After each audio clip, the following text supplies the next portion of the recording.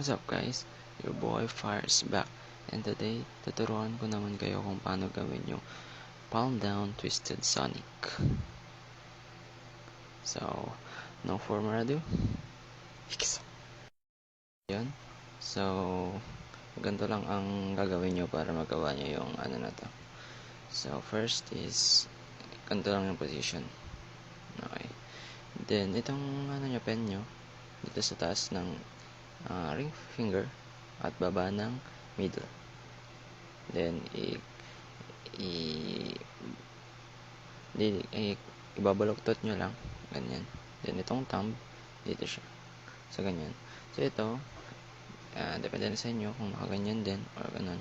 So nilalagay ko na lang dito na ganyan. So first step is push nyo tong ano nyo, thumb nyo. Then bitaw.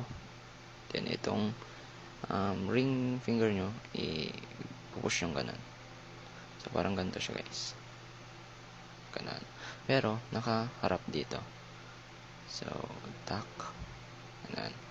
So iikot siya. Then so, pagkatapos ng ikot na yon, like this, pasaluin nyo siya dito. So iikot kasi siya. Ikot siyang ganun. Then ito, dapat mas mababa siya. Then sasaloy nyo lang dito.